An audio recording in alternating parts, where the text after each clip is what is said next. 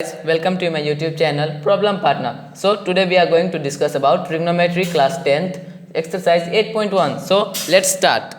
And now moving ahead, I have given all the formulas like sin A, sin C, everything that is in description. So आप जितना भी formula है उसको description में देख सकते हो. अब हम लोग बिना टाइम वेस्ट किए आइए देखते हैं क्वेश्चंस. ओके, तो पहला क्वेश्चन कह रहा है कि ट्रायंगल ABC में BC दिया हुआ है 7 सेंटीमीटर, AB दिया हुआ है 24 सेंटीमीटर. तो अब हमें तीसरा निकालना होगा और राइट एंगल ट्रायंगल में तीसरा निकालने के लिए हम यूज़ करते हैं पाइथागोरस थ्योरम. ठीक है, तो पाइथागोरस थ्योरम हम यहाँ पे अप्लाई करेंगे. तो सबसे पहले मुझे यहाँ एक राइट एंगल ट्रायंगल लेना होगा.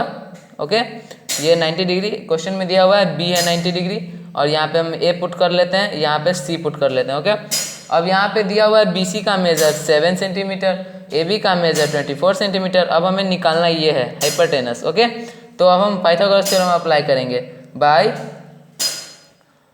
Pythagoras theorem. ओके, ठीक है, पाइथागोरस थ्योरम से हमें क्या पता चलेगा, AB square plus BC square is equal to AC square. Okay, तो अब हमको इसका वैल्यू पुट कर देना है. ठीक है, वैल्यू इसका क्या है, AB का वैल्यू हो गया 24 सेंटीमीटर. ओके, और उसके बाद हमें BC का वैल्यू हो गया 7 सेंटीमीटर. ओके, और अब हमें AC तो पता नहीं है, तो एज जैसा है वैसा एज इट इज़ लिख देंगे. ओके, ठीक है, तो अब हमको इसका स्क्वायर में इसको ब्रोकआउट कर लेना है कि आता कितना है. तो इसको जब हम ब्रोकआउट करेंगे तो ये आएगा 586. ओके, 586 प्लस, हाँ तो सॉरी यहाँ पे ये नहीं होगा 586, यहाँ होगा 576 plus 49 is equal to AC square. ठीक है, तो अब हमको इस दोनों को ऐड कर लेना है. ऐड करेंगे तो हमें आएगा 625 is equal to AC square. ठीक है, तो अब हम इसको RHS और LHS में इंटरचेंज कर लेंगे. ओके, क्योंकि हमें जो निकालना होता है उसको हम रखते हैं LHS में. ठीक है, तो अब हमको निकालना है AC. ठीक है, तो स्क्वायर ये इधर आ जाएगा अब. ओके, ये जो स्क्वायर है वो अब इस तरफ आ जाएगा 625, तो रूट के अंदर आ जाएगा. ठीक है, तो अब ये रूट के अंदर आ गया है, तो अब इसको ब्रेकआउट करेंगे तो कितना होगा, तो AC जो है वो हो जाएगा आपके 25. मतलब हमारा हाइपोटेनस कितना हो गया, हाइपोटेनस हो गया 25. ठीक है, तो 25 हो गया. अब हमको निकालना क्या है, पहले तो दिया हुआ है हमें साइन A और कॉस A. ठीक है, उसके बाद हमें दिया हुआ है साइन C, उसके बाद दिया हुआ है कॉस C. ठीक है, तो साइन A और कॉस A का फॉर्मूला डिस्क्रिप्शन में दिया हुआ है. तो साइन A का फॉर्मूला होता है P/H means perpendicular by height, और A है मतलब ये थीटा है. ठीक है, तो A यहाँ पे है तो हम इसको थीटा मान लेंगे. ठीक है, और इसके सामने वाला परपेंडिकुलर और ये होगा बेस, तो P/H, तो इसके लिए परपेंडिकुलर हुआ 7 और हाइपोटेनस सबसे बड़ा वो चेंज नहीं होता है, वो 25 ही होगा.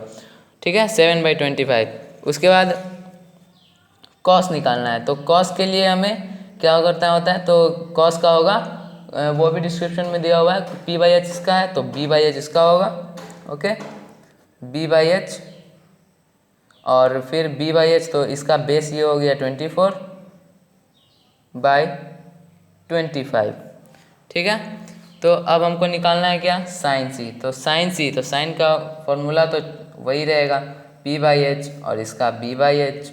ठीक है, तो P/H अब साइन C है तो थीटा अब हम इसको चेंज कर लेंगे, क्योंकि जो दिया रहता है वही थीटा होता है. तो ये मेरा थीटा है, तो ये परपेंडिकुलर है और ये बेस है, तो परपेंडिकुलर मेरा हो गया 24/25 और कॉस हो गया मेरा, तो B/H बेस बाय हाइपोटेनस 7/25.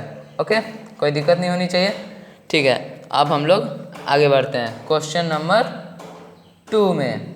अब क्वेश्चन नंबर 2 क्या कह रहा है, एक फिगर दिया रखा है PQR, इसमें आपको tan P minus cot R निकालना है. ठीक है, तो पहले हम उस जो फिगर दिया हुआ है उसको कंस्ट्रक्ट कर लेते हैं. ठीक है, ये फिगर मैंने कंस्ट्रक्ट कर लिया है जैसा दिया हुआ है.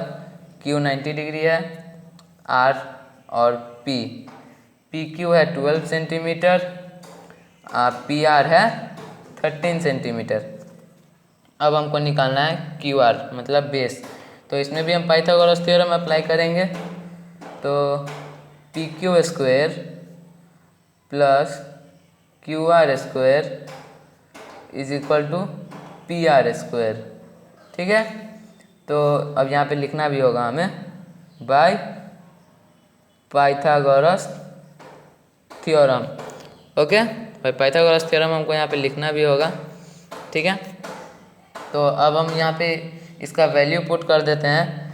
पी क्यू का वैल्यू होगा 12 centimetre square plus Q are का वैल्यू होगा, तो वो तो हमें दिया ही नहीं है, तो अब हम उसको एज इट इज़ लिख देंगे क्यू आर, और फिर पी आर होगा 13 सेंटीमीटर का स्क्वायर। अब हमको आगे देखना है कि 12 का हो गया 144 plus Q R as it is लिख देंगे हम लोग, क्यू आर का तो वैल्यू ही नहीं पता हमको, और फिर 13 का होगा 169। अब हमको बता दिया था मैंने लास्ट क्वेश्चन में कि जो निकालना होता है उसको RHS में कर लेते हैं। तो अब हमें निकालना है क्यू आर स्क्वायर, अब इधर आ जाएगा तो 169 माइनस 144। ओके, तो इज इक्वल टू 25 आएगा इस दोनों को सब्ट्रैक्ट करने पर। और अब क्यू आर जो है उसका स्क्वायर इधर आया हुआ है तो 25 आ जाएगा रूट में। तो अब हमको क्यू आर कितना होगा 5। अब हमें निकालना है 10p माइनस कॉट आर। तो 10p पहले हम लोग निकालेंगे कि 10p का वैल्यू कितना है और कॉट p का वैल्यू कितना है। तो 10 का वैल्यू है हमारा, फॉर्मूला मैं डिस्क्रिप्शन में दिया हूँ, 10p का होगा 10p का वैल्यू होगा p बाई बी और कॉट p का वैल्यू होगा b बाई p। तो अब इसको जब यहाँ पे हमें दिया हुआ है 10p मतलब ये, इसको हमको थीटा मानना होगा। ठीक है, देख लीजिए इसको थीटा मानना होगा, और थीटा हो गया वो हमारा, तो अब ये हमारा परपेंडिकुलर है और ये बेस है। तो परपेंडिकुलर अब हमारा यहाँ पे कितना निकला है 5 सेंटीमीटर। परपेंडिकुलर हो गया 5 बाई कितना 5 बाई, अब हमारा अरे बोलो भाई 5 बाई बी। अब इसका थीटा ये है तो बेस 12 होगा। ओके, और कॉट पी है तो अब उसको भी वही है, तो फॉर्मूला पे बी बाई पी कर देना है। ठीक है, तो ये होगा हमारा 12/5। ओके, कोई दिक्कत नहीं है। अब हमको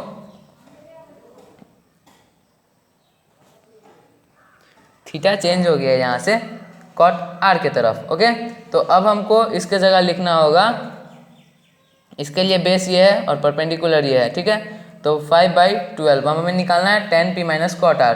तो 10p होगा 5/12 माइनस 5/12, ये माइनस है ये प्लस है तो कट गया तो आएगा 0। ओके, और मिलते हैं हमारे नेक्स्ट वीडियो में। हमारे चैनल को लाइक और सब्सक्राइब जरूर कर दीजिएगा। Okay, thank you, good bye, see you letter.